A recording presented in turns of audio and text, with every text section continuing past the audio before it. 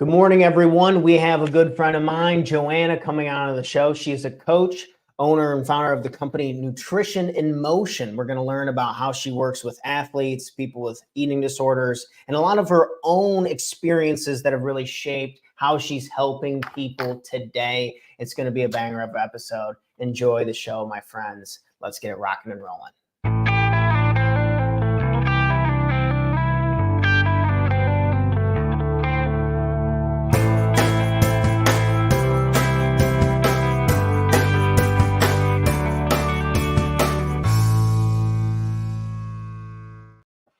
Good morning, and welcome back to another episode of the Talk Chair Morning Show, where we go over tips, tricks, ideas, and exercises to help make you the absolute best person you can be, not only for yourself, but for the people you love and care about most. Everyone give a warm welcome to my new friend, Joanna. Good morning, Joanna. Thanks for coming on to the show this morning.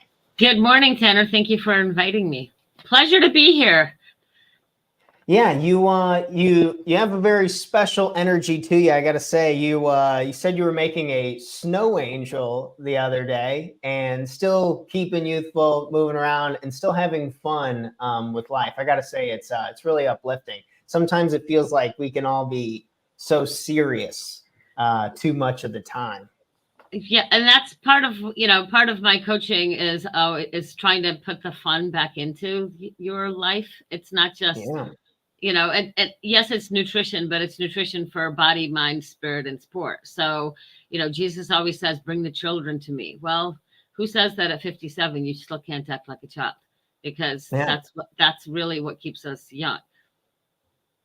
It's this like childlike, like the curiosity and the persistence, and like a child will, I really like Jim Rome, one of my favorite speakers. He talks so much about being children, and then, Jesus talking about bring me children, and how we can just bring that playfulness back to, and kind of just like loosen it up a little bit.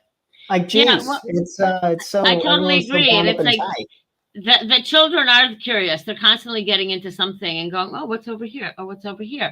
And if I don't remember if it was Brene Brown. No, it wasn't Brene Brown. It was Melissa, the one that wrote Eat, Pray, Love. At one point she was saying, oh, you follow your calling, blah, blah, blah. And then she realized when she studied, 98% of the people don't know their calling when they're 12, when they're 18. They remain curious. And basically, they fall into it somewhere along the way, but it's not this direct path. And if you ever, the saying is, as the crow flies. Well, if you ever look at the crow fly, you see that it goes all over the place. So this is the journey of life. But if you don't have that curiosity, you might actually miss your opportunity for something that could be your life purpose. Right off the bat, with dropping some knowledge, just being more curious this morning, if we can be a little more curious. I wanted to start off and ask you a little bit about, so you work with a lot of athletes, and you had quite an athletic journey yourself. Do you mind? Can you see my row of medals over here? Dang, girl, yeah, it's about to bring the wall down from all that weight. Yeah, and then that wall and over there, I've got all the other awards. So, triathlete. I was a triathlete for 27 years. Started out in Chicago. It was literally this is kind of like where the eating disorder part comes in too, because I was fixated on I had to look a certain way, and I'd only be happy with myself if I weighed a certain amount or looked a certain way. And there was this girl that I met at some 5K that I just thought she looked amazing physically. And I was like, well, what do you do? And she goes, triathlon. And I was like, I could swim, I can bike, I can run. I should be able to try to do that. And the first one I did was up in Crystal Lake. And I just absolutely fell in love with it and became like, that was my thing. And I was very competitive, always trying to go for first, second, third, either. Overall, didn't happen until I was in my mid 40s, but I pretty much was always going for the age group win. That's so cool. What's will you kind of describe to the folks what what it means to be a triathlete, what kind of it all includes, and how do you even kind of find, where do you sign up for stuff like that, kind of beginner stuff? Well, Chicago has a zillion of them because you got the lake and lots of people swim in that part. But it's something, like I said, I kind of fell into it, and you have to be consistent with some swimming, some biking, and some running every single week. So depending on if you want to just participate or if you want to be competitive, that'll dictate if you're doing 2 workouts a day or only one. Or I'm actually coaching one client right now too, because I used to be a triathlon coach, and he's like, can you please coach me? Sure. And he only has 5 days a week to train. So we're doing just enough to kind of build him up, but it's only 5 days. So he's not going to be, trying to compete in those age group wins because his training won't lend itself to that. So it's trying to find that balance of, okay, how much do I want to do based on the results that I need? And I'm always meeting the client where they are. So that's with nutrition, it's with the coaching, it's whatever it is, even in personal life. You meet the people where they are. You plant seeds in terms of giving them inspiration to do something more. Chew your food. Yesterday's post on social media was I was talking with my chiropractor, and he was talking about, my body's compensating because I've got arthritis in my hip, and it's right now there's all these compensations. So I've got a pretty decent leg length discrepancy. So we're working on undoing that. And then we started talking about, digestive issues, and it's like, well, there's another compensation. So if you're not chewing your food completely into baby food, basically, and saturating all those foods with the saliva, you're basically creating imbalances in your digestive tract, and every single one of your GI issues can be traced back to some kind of stressful period where all you did was move the food into your mouth, you're totally stressed, and you chew 3 times and swallow. What does GI mean? Gastrointestinal. So acid reflux, any kind of digestive issues, bloating, gas, if you're going from constipation to diarrhea, things like that, and IBS, those are all GI issues. Okay. And GI issues have been, so that's something that have you struggled with? Is that why it's so embedded into your coaching? I was reading some content on your website and stuff. Is that why you work with so many people? Was it something that was kind of going on with you initially, and kind of how did you kind of like work through that? Yes. So in 2000, I was diagnosed on February, I think 6th, with adrenal exhaustion. And that was basically, I was eating healthy, but I was basically eating Cliff Bars and coffee and going to my next workout. And the only way I could deal with stress was to do more training, because that's where I felt free. That's where I felt, the endorphins, which was stress relief, and I felt alive. And that's also where God would speak to me. I would, manage all my life problems with training, right?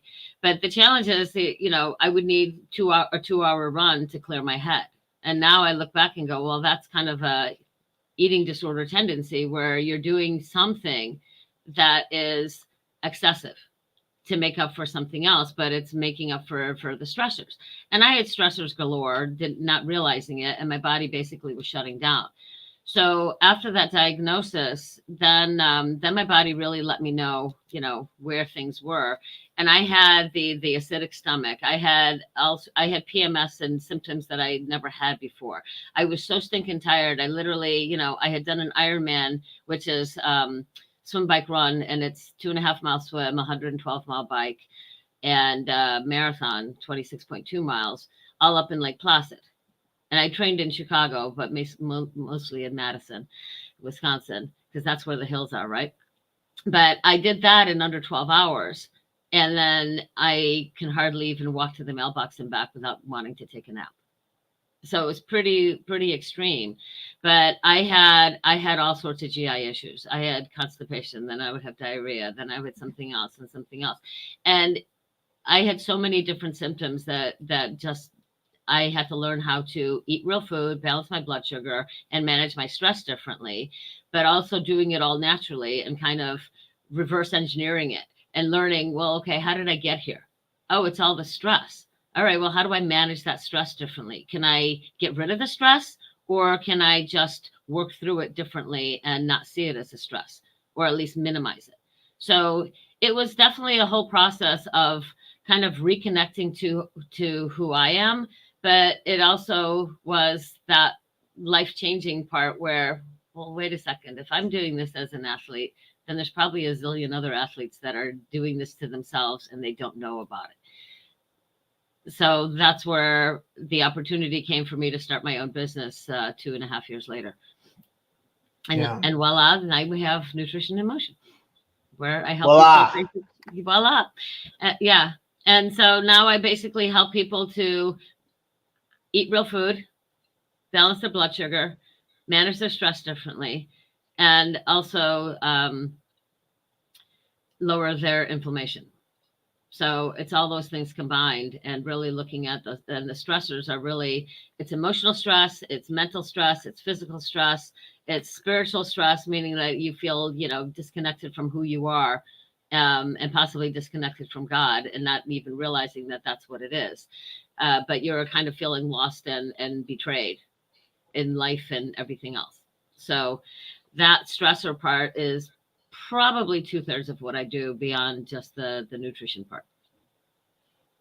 It's incredible to me that this, just looking at the outside looking in, I'm looking at these triathletes and I hold them to like this, maybe a higher standard, or I think like, oh, that's just so incredible. And then when, I get to talk to you, it's very humbling to know that a lot of them are using it as like a form of release or a form of escape from so much that is going on with them, and that, with the human family type idea that, we're all struggling with different things and people have different coping mechanisms. I'm sure you found that common with a lot of the people you were racing with. I don't know how tight knit the community is. I didn't know it at the time because I was a competitive athlete. I was actually, even when I was growing up, I have 3 sisters, and I was really the only athlete. So I kind of call myself like the son that my dad never had. And I was also mechanically inclined. So a lot of things, I take it apart to see what's going on inside and then put it back together so that it works better than in the way that I want it to. And I feel a lot of times like I'm doing that now with, people's bodies, because it's looking at not just the physical part, but what's going on the emotional, spiritual, mental aspect, because all of it is connected. It's the whole body. And a lot of times in Western medicine, you go to a GI doctor, then you go to a, rheumatologist, and then you go to somebody else, and none of them talk to each other, but they all just look at that one part that they specialize in without realizing that the whole body is completely connected. So you want to look at, and I can kind of step back and look at what's going on with a person, and get that guidance from God to, okay, this is the next thing that needs to be worked on, so that, but without compromising other parts. How things are connected, and that I can see how incredibly difficult that would be when, like you're talking about, working with specialists and they're focusing on one part, and it seems almost we're curing symptoms and not problems. Or how did you did you have to go through talking to a lot of people and then you were able to kind of put it all together, or how were you able to find solutions? So a lot of it, I've had lots of training in different areas, and when you decide to go from chemical sales into nutrition, you go and do the the easiest thing that you can do in order to be certified, so to speak. So I got my nutrition consulting certificate, and that was also from a place called the Global Institute of Alternative Medicine, because I already knew that I needed something alternative. I couldn't be traditional. I have also not gone the whole registered dietitian route because it's not alternative, and then I'd have to unlearn all the things that I learned just to be able to pass a test so that I could do what I do and take insurance. Well, okay, but insurance wouldn't cover the other 2/3 of what I do. So then it becomes, so a lot of it is also my own experience, and it's just knowing what kind of questions to ask. So if there's a situation, and a lot of times, I will ask for 4 days of food logs so that I can see what the patterns are. Because without seeing those patterns, then it's hard to say, okay, this is what's contributing to the issue. And I do a lot of education with my clients so that I help them understand, okay, this is what's going on. But I don't give them all the medical jargon, because for most people, that's too overwhelming. They need practical information. How am I going to fix this? Well, okay, this is what's going on. And we need to do this first. We need to balance that blood sugar, because that's creating a stress in your body. We need to incorporate a little bit more, balanced meals, which has a little bit of protein, a little bit of carbohydrate, lots of vegetables, and some healthy fats, and more of the meals, so that we can help balance that blood sugar and at least lower the stress. And I had one athlete that I've been working with her. I worked with her actually 10 years ago, and now she's signed up for an Ironman, Lake Placid, of course. And because I now live in Philadelphia, but we needed to balance the blood sugar a little bit more, and she's a teacher. Do you know that not only has she dropped weight without even thinking about it, that she's also sleeping better, and she sleeps with some kind of a Fitbit or some kind of a monitor, and her sleep scores used to be, I think, in the 60s, 70s. Consistently and kind of all over the place, and now she is in the 90s. Wow, and that was just from balancing the blood sugar, because it created less stress on the body. And then she was also eating sooner in the evening, so that it wasn't eaten and go right to bed. That's something I think I struggle more than anything, is not eating too late in the evening. Before we kind of dive into controlling our eating disorders in general, you talked about this, her being a teacher and also wanting to compete and be an athlete. How do people even do that? Have a career, and I mean, that's just so many hours of biking and running and swimming. How do people even manage that? So the key thing is that with training, your long training is on the weekends. During the week, it doesn't have to be that long. It just needs to be consistent. So in her case, I think she gets up at 4:30 in the morning to be able to do 45 minutes of something before she goes to school. And once in a while, she'll do evening, 2 times a week. I think she does evening practices as well. When I was doing triathlon, I was, like I said, very competitive. So I would do one workout at 6 o'clock in the morning, and the next one at 5:30, 6 in the evening. And that's how I would get my time in. And then the weekends were where there was the longer training. So do you believe it's just a matter of what your goal is and how you piece it together. The one client that I have, he does it whenever he can. Sometimes it's in the morning. Most of the time it's in the evening, when all the kids are gone and asleep. Yeah. I'm curious, can you do something like this casually, or do you have to go all in to avoid hurting yourself, or is there kind of moderate, or what do you think about that? It depends. It depends on what your goals are. But of course, I've got the one client who's been kind of doing the workouts on his own, and being kind of but getting sick pretty often. So that's something that we've had to work on nutrition wise, is working on, okay, we've got to improve the nutrition, because the kids keep bringing sicknesses home, and and then you get whatever they get. So then it curtails your ability to do the training and be consistent.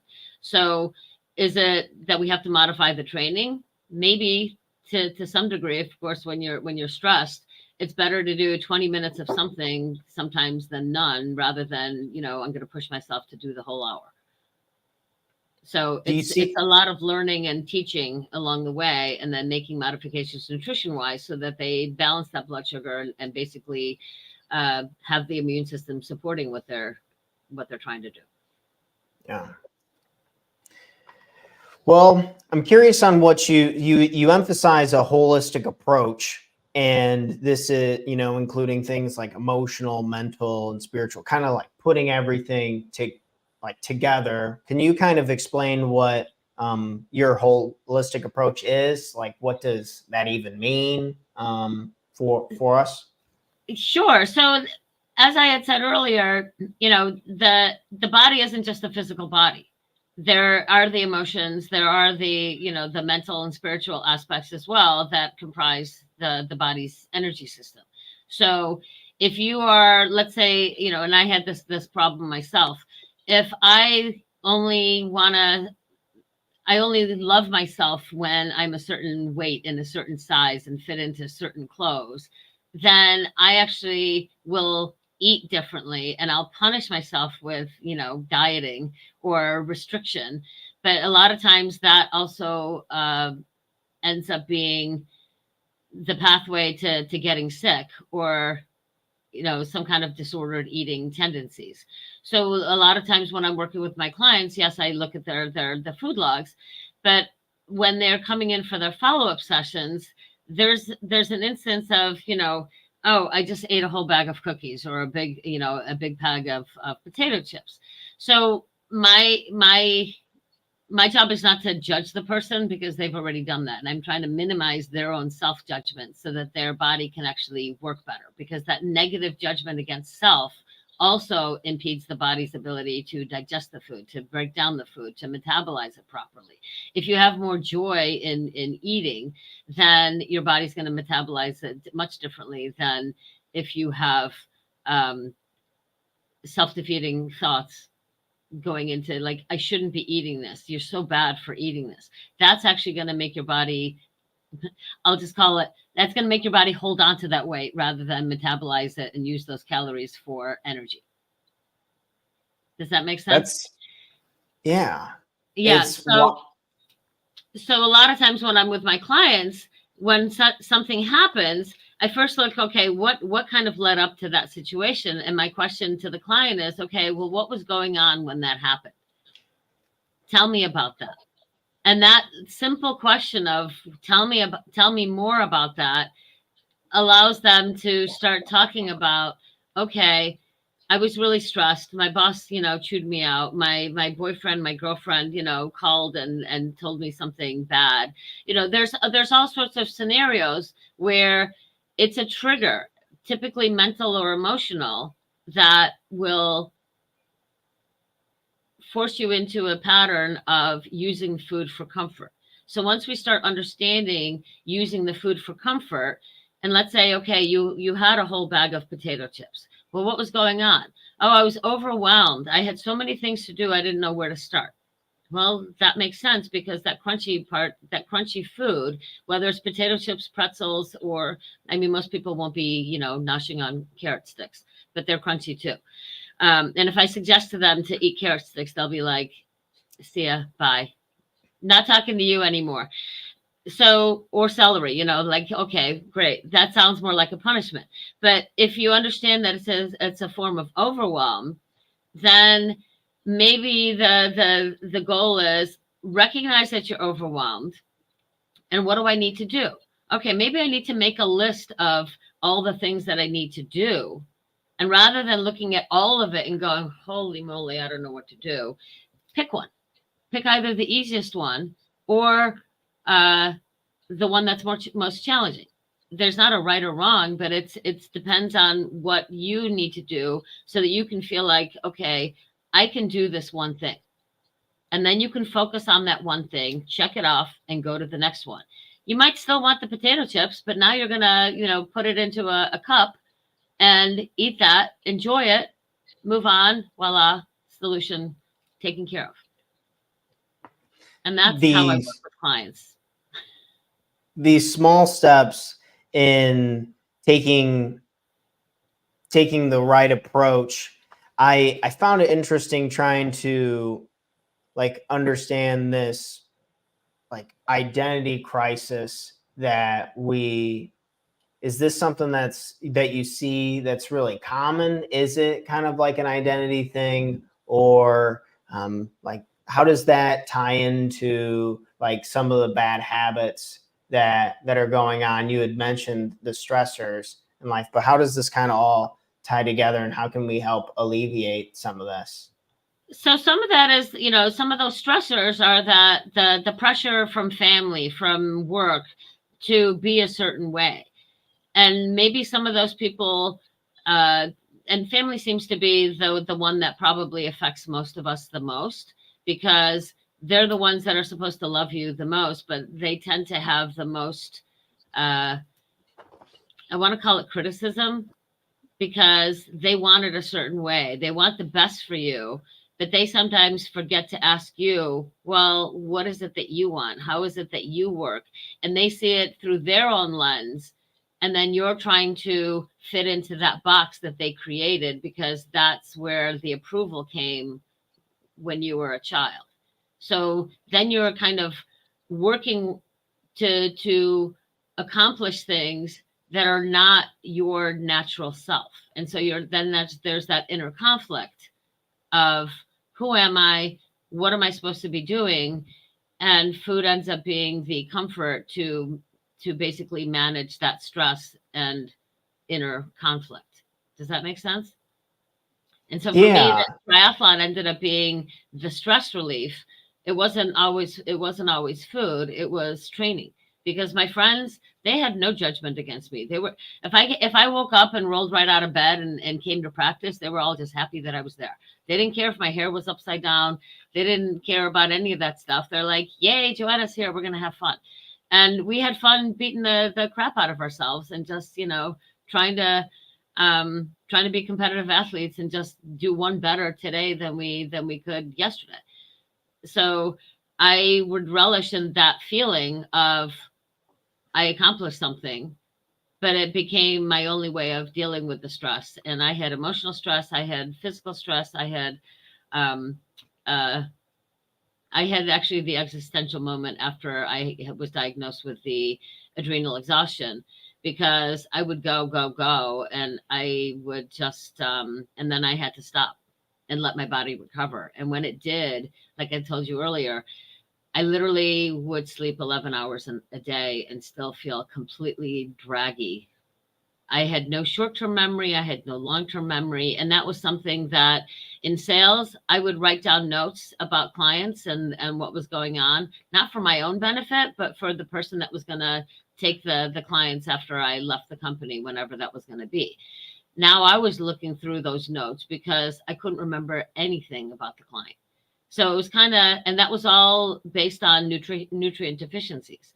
I had gotten a nutrient panel done. I had done a, what do you call it?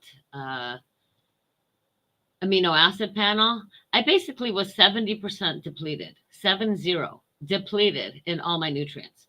And all of those things lended itself to all the physical symptoms that I had. And then the stress totally messes with your digestive tract, and it creates some inability to even digest, because when you're in that fight or flight, digestion is not the thing that you're meant to do. You're supposed to go, get the heck out of there, right? So yeah. digestion slows down. So I had a lot of those imbalances going on without even realizing it, and that was God's way of getting my attention. But you go from high level athlete to you're not doing anything. I am sorry, but I just created my whole life based on my athletics. Who am I? What am I? What's my purpose in life? What am I supposed to do? These things come up because of me ignoring parts of me that needed attention, and I ignored it for over 3 months. This so it kind of bleeds me right into this self-discovery and healing process that you were able to continue to do. So as you were ending your athletic career, how did you heal yourself? How did you give yourself permission to still be like a good human, like to be good enough as like your career ended? I know a lot of people, they're in athletics, their identity is tied to that, but how do we give ourselves permission to like understand that that's done and you're on to something bigger and better now? So with me, the athletics wasn't the end of the chapter. And even now I have arthritis in my one hip, and it's still not the end of the chapter. It's just it's a different twist to the chapter. So in that point, I had stopped, but I walked into my doctor's office one time, and he was also very intuitive, as I call it. And he's like, your body needs to move. You can't do nothing. And the doing nothing just made me depressed, which is not a good thing for anybody, right?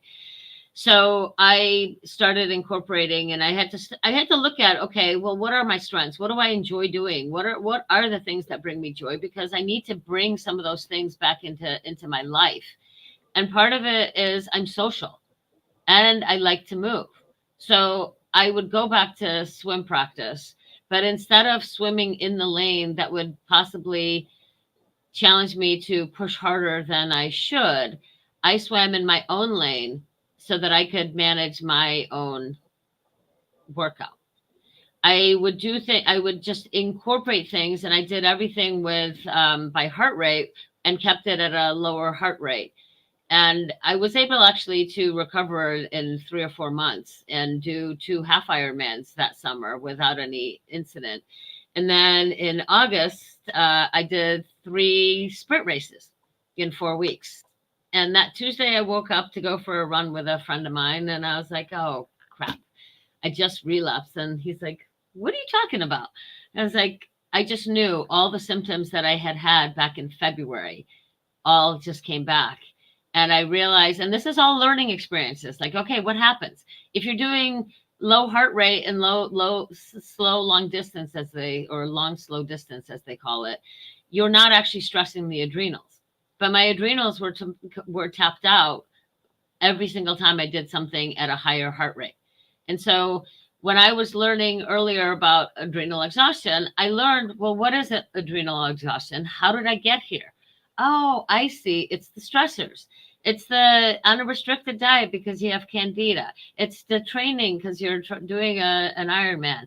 It's you moved into a new house. That's not an easy thing. I actually switched jobs too, where the parent company bought somebody. It's something where I got moved into another location. So then I had to actually wake up even earlier than normal. And then my boss was a jerk because he's like, well, I acquired you. So he was just being a jerk. Something else changed. I had this great relationship and that ended. My car got stolen. It's like, can you name any more stressors? And all of that in that time frame from March to plus to add the Ironman. Okay, well, how did I get here? It's all these stressors, emotional, physical, mental, everything. And I had to start looking at, okay, where are my stressors? How can I manage them differently? And I'm going to pick one at a time to work on. Where did you start? I actually started with, I don't remember if I started with really small ones and just kind of reset my mind and kind of look at them differently, because a lot of times that's what it is. It's like you have to look at it and go, oh, okay, let me take the bird's eye view instead and see it from this point of view instead. And maybe it's not as stressful as I think it is, and I can manage it now. And that ended up being a lot of what I had to do, is really reevaluate that stressor. And can I just get rid of it, or can I manage it differently, or a combination of the two? And it wasn't always, the easiest one, but it wasn't always the hardest one, but the one that would have the most impact at that time. But I was also working on my nutrition, and that was also balancing blood sugar and eating more real food. And in order to replace the nutrients, I was doing juice extraction juices. And those things are like liquid IVs and just amazing. What are those? Juice extraction, where you put fruits and vegetables into a juice extractor, and it basically crushes and removes the juice and all the nutrients, and then the pulp goes in a different place. But those I found out through that my blood sugar really was a mess. And everything that I was eating at the time, as they call it, the SAD diet, the standard athlete diet, was basically spiking my blood sugar left, right, and center. So I was constantly hungry and just reaching for more bars because they were easy. Well, okay, maybe you need to have, something better than Cliff Bars, which is really a glorified cookie. And and I had to start actually making more of my own foods. But my digestion was such a mess at the time that I was taking digestive enzymes, but I was also learning how to chew my food properly, sit at the table, and actually work on mindful eating practices. And so that's something that I work with my clients as well, especially with GI issues, because it's being present to the meal now. And prayer is one way for people to actually get present to the meal now. So it's a lot of steps, but it was definitely, that's what I learned, and that's what I just pass on. It's not just my own experience, but it works for most clients, just to get them present with the meal, chewing the food, and then helping them manage those stressors, because they can't see, because they're in it. They're in the picture. They're in the movie. So I can be the person on the outside to be able to see it as it is, and maybe point out, maybe this is going on. Would you like to work on that? I think it's incredible that you're able to, because no one can ever argue your direct experience and how you're able to use that to continue to help people moving forward. I'm curious how you see that. It's already sticking to me being more curious. How you're continuing to learn and educate yourself so you can improve not only as a coach, but just as a person. What are your favorite ways to learn, and how are you incorporating that into your coaching? So because I am curious, I'm constantly looking for either courses to take. That's actually how I ended up with, I have a eating disorder recovery coach, and I'm a level 4 recovery coach. That ended up being something during COVID. Actually, before COVID, one of my friends, one of my triathlete friends, she worked in that industry and posted not a webinar, a seminar. And it was, like a lunch and learn, or a breakfast and learn. And I just said, hey, can I come? Because it looked like a really interesting subject. And 3-4 years later, I came across EDIT, which is eating disorder intuitive therapy. And that was aligned with what I believe, which is it's a disconnect with yourself. And it's that spiritual disconnect where the voices of everybody else are we'll just call that the enemy. The voices of everybody else telling you who you are, and your inner voice that tells you who you are. Well, that inner voice is typically the voice connected to God directing you. And the other one is where a lot of us are in. And the goal is, let's get that inner voice to speak a little bit louder so these guys can talk less. Because that's where the eating disorder tendencies come from, is that you're trying to control that outer voice. Because you think it's your inner voice, but it's actually the outer voice. And you're trying to align yourself with what other people want you to be, rather than your inner voice, which is where you're going to find that you naturally do things well with. Does that make sense? So this idea, or at least how I interpret it, is continue to act in alignment with what you believe in and what you value, and avoiding this tendency of beating the crap out of ourselves, being our own worst enemy, and just acting how we think other people want us to act, this weird paradigm of like people, we think we know what other people are thinking and we're just totally usually wrong. And even though that's wrong, we still let that wrong thought like influence our actions and how we feel and go through day to day. And it seems, I'm a big believer that people are insane, and it's just this combative tendency of just all this advice boiling down to me. I'm just trying to be a little kinder to myself today, and going with that approach. And well, but that's true. That's a lot of what I do. And I mean, I've got this one exercise that I call it mirror, mirror. And the exercise, I actually simplified it to, okay, if when you look in the mirror, what is it that you tell yourself? Like, give me one thing, maybe two of what you tell yourself. And then I actually have them, can you read that to me? Like you're telling me? No, I can't. And I'm like, well, why not? And this is 99% of them have this reaction. They're like, no, I can't say that. Why not? It's too mean and it's not true.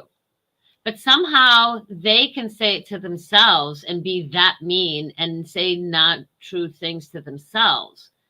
And that's the underlying issue of that eating disorder. So it's helping them to reframe the situation and see that, wow, those thoughts, where do they come from? Like, where did in your childhood, where was that okay?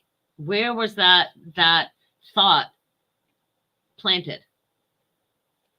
This idea that we have control over our thoughts or emotions, I tend to stray away from. It seems like they're kind of like more like the weather, and like clouds come and go and we feel different ways, but understanding that how long we feel a certain way or the effects and the reactions that we have are maybe more in the world of control.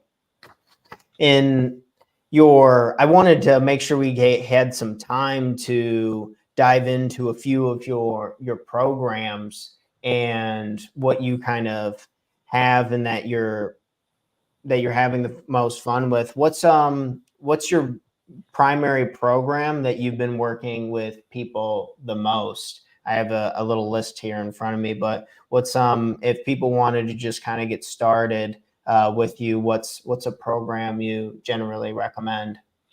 So Be Whole is the program that I recommended because, as we've talked about, we don't realize it's not that we're broken, but we don't see ourselves as a whole, and it's trying to put the curiosity back in, the fun, the joy, but it's the whole body. So it's helping you feel the whole person that you really are, and working on that nutrition part first and the physical part, and then incorporating the mental, spiritual, and emotional aspects along the way. And those are the more I mean, it's not like that's the most fun that I have in comparison, but there's some people that just want that emotional support. And so that's where the prayer ministry and the emotional healing comes, because if we don't heal those emotions from childhood and those hurts from childhood, that's where that wanting to fit into somebody else's box and trying so hard comes from. So we've got to heal those parts so that you can see yourself as who you really are and stand up to others when they say something that isn't really you. And then you can actually start asking the questions going, I just heard you say, you find that I have negative energy and you don't want my negative energy in your house. And that feels really bad. Is that what you meant? And then you can start having a conversation, because then they realize, they'll go, oh, I didn't say that. Well, okay, this is what I meant. And then you can actually heal that, because now the other person understands what they possibly said, but they also understand your sensitivity to those kinds of words. So you end up getting healing, not only for you, but for the other person, and healing into the relationship. But now you can see the other person's point of view and realize that, oh, all those words I don't have to take that as truth because that's not my truth. I'm only responsible for how I feel for myself and how I represent myself to others. It is not my responsibility to dictate how others are going to react to anything that I say. But it is my responsibility to say what I need to say and the truth of who I am. I find it wild that so much of my suffering in the past has been me believing that someone is thinking something that they're really not, or we're both so far off of what the actual problem is. So we're both just suffering when our intentions are, there's no bad intentions there. We're interpreting it both so different that we're not even talking about the same thing. Like, I feel like that's really common in arguments. Like, we're not even talking about the same thing here. Yeah. And a lot of times when I'm working with clients that have that tendency, that's the emotional stuff those are the experiences we had in childhood, which form our thinking. So if this is the reaction you got when you were a child and you're like, okay, I'm only lovable this way, then that's your base assumption about truth. And then you experience things to prove that thing to be true. But when you get to a point and go, okay, well, let's look at it from over here. Is that really true? And you go, oh, no. And then you start asking questions, not only of yourself, but of other people, and go, I want to know more about you. I want to know more about what's going on so that I can better understand you. And then as you become more curious, then they become more curious. And then the more you let go of your judgments and become more curious, then the other person starts to let go of their judgments and become more curious. So it's a combination of, I'm helping you to improve your relationship with yourself so that you can improve the relationship with others, which will then also improve your relationship with food. Yeah. And it's all interconnected. Yeah. So it's not just like, okay, here's the magic formula for everybody. But it's that concept of, okay, well, what aspect of it do you need to know about now? And how do we resolve that and help you see that emotional wound and that experience from childhood that didn't really give you your truth. It's still somebody else's truth, which a lot of times their thoughts and their words are from their own unhealed issues from their own childhood. Yeah. So they're trying to control you because they haven't healed their own stuff.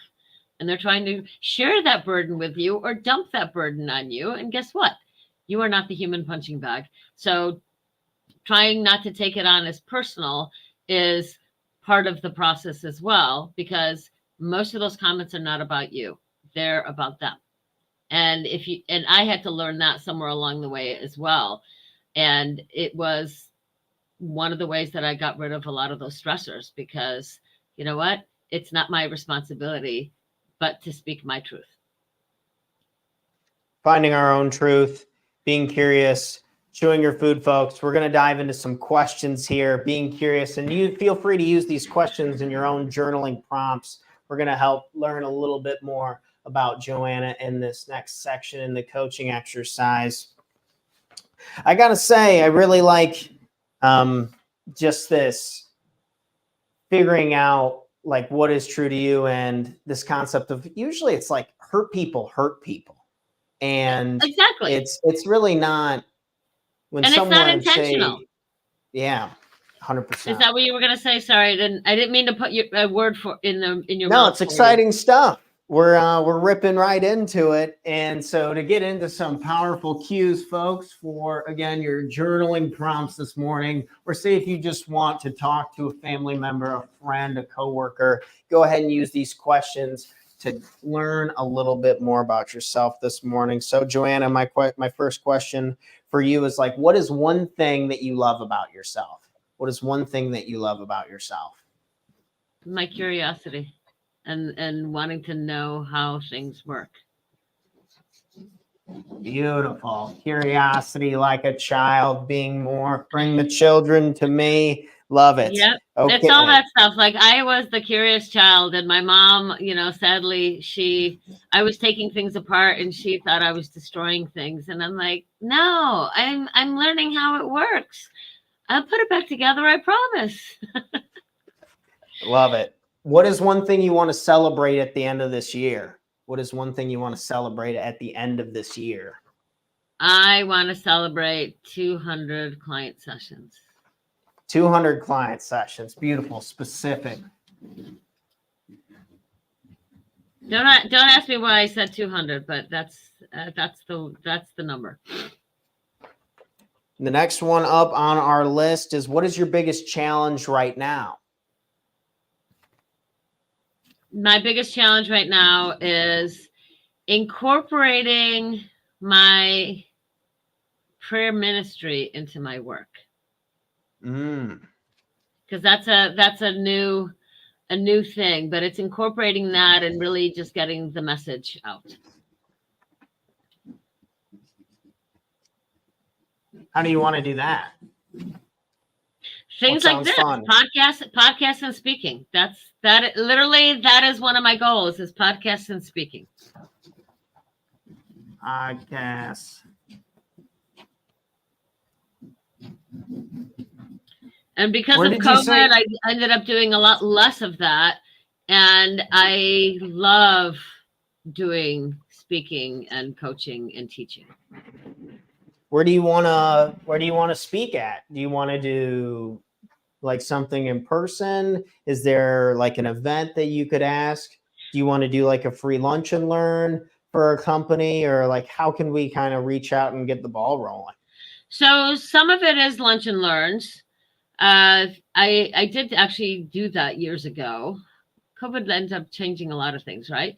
I am reaching out to more of the triathlon clubs locally, because that's also another place, the running clubs, the triathlon clubs, because they do enjoy having somebody come in to talk about nutrition, because so many athletes really just wing it. And they don't realize that winging it is not the solution. The other place I want to talk is, I want to talk to some of the local universities about eating disorder prevention. That's so cool. Yeah. You have a presentation kind of ready to rock and roll, or is this something you need to create? I at least created the outline. I don't have the specific presentation, but yes, I have the outline, because I think a lot of coaches and teachers don't realize how common the eating disorder issues are. It's pandemic. Yes, okay, mental health has become like the big thing, but it's like there's probably 80% of your students that have eating disorder tendencies. And I would prefer that you nip it in the bud and recognize it and help them be supported for who they are, rather than trying to yell at them and tell them they need to be this way, not that way. And it's all about leadership and encouragement, and basically helping their students or their athletes to shine based on their own merits, and help them develop as a better human being, rather than criticizing, which is typically our tendency, because that's how we learned. And that actually can trigger eating disorders, because their self-worth is defeated. And I don't want their self-worth defeated. Everybody's unique, and they got to go share their gifts. But you got to see your gifts as gifts. And if nobody's seeing your gifts as gifts and just pointing out your weaknesses, then you think you're a moron, and you're a gifted moron. But nobody's calling you even gifted. They're just calling you the moron part, because this is your weakness. And it's like, but okay, we can help athletes and students and people look at their strengths, rather than compare their weaknesses to other people's strengths. because that is a recipe for disaster, and that is a recipe for an eating disorder to start somewhere along the way, because that's a way of controlling your emotions that have been hurt and wounded, and we need to heal the emotions, not continue to wound them. Wow. It's very powerful, Joanna. I really appreciate you coming on the show this morning. I can't wait to see all the people that you continue to impact. And over here, you guys will see this is Joanna's website, Nutrition in Motion. There's a link in the description below. I'll go ahead and throw this in the It's comments actually pretty easy. here Just look up nutrition. Just look up nutritioninmotion.net. It's very easy. But it's got to be .net. Otherwise, you'll get the Nutrition in Motion that's in New Hampshire. Combining body, mind, spirit, and sport.